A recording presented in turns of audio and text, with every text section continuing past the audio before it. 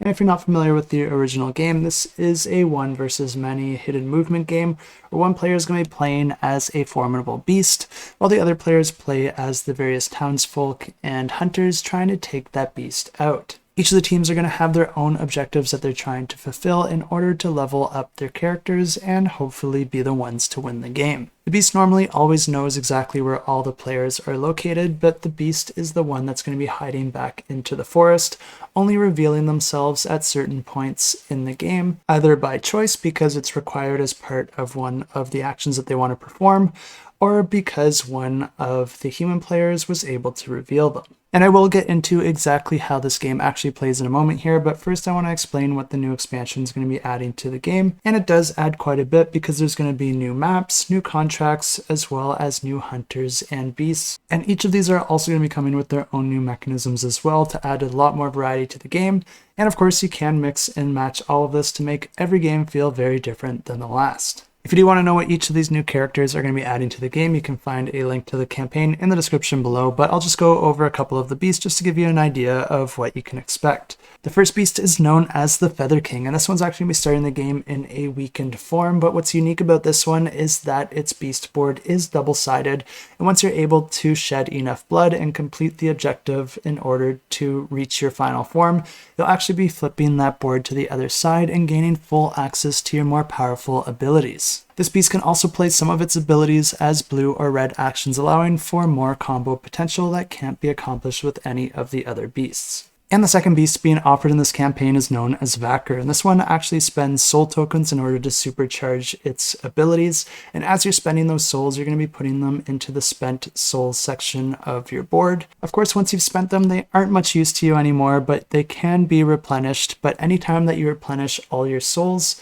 you do have to reveal yourself. This is going to create some really interesting decisions for the beast player because they're going to have to try and do that when they feel like they'll still be able to go back into hiding safely. Of course, there's going to be a ton more that this expansion is going to allow you to mix into the game, but the core rules of the game remain the same, and you do need the base game in order to use this expansion, but it will also be offered as part of this campaign.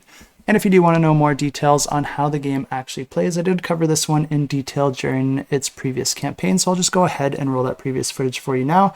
And if this does sound interesting to you, definitely go ahead and check out the campaign and follow along because it'll get a miniature added to your pledge completely for free.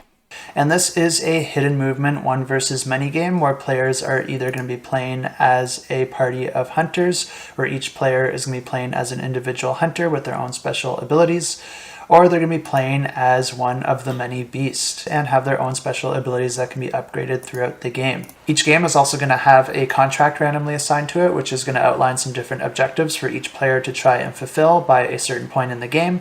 And if they're able to do that, they're going to get rewarded for it. So these are really neat because they're going to incentivize the players to try and fulfill these goals, which may put them at risk while doing so.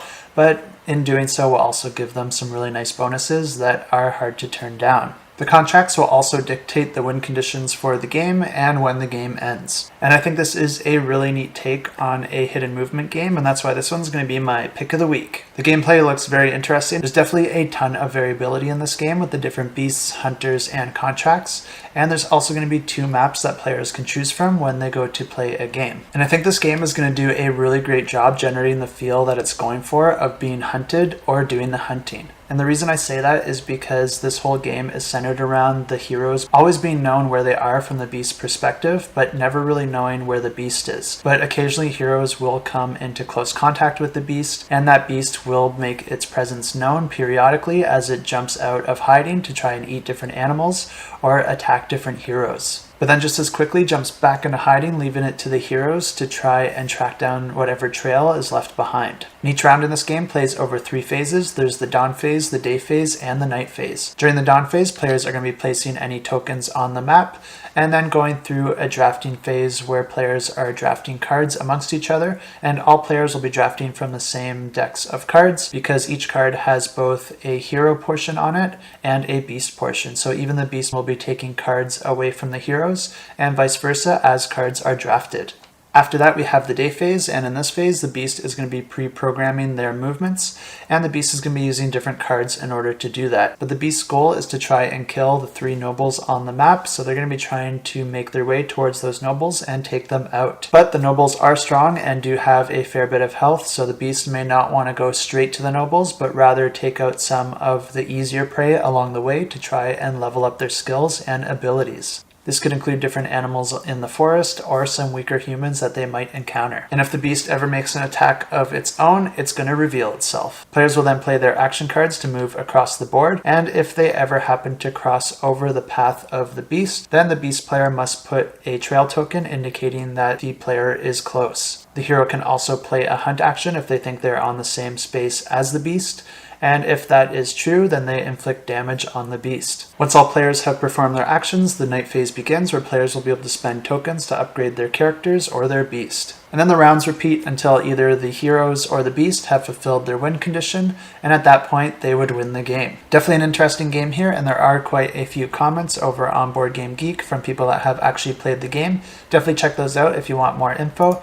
And of course I have links to this campaign in the description below, and you can go ahead and click to get notified if this one interests you.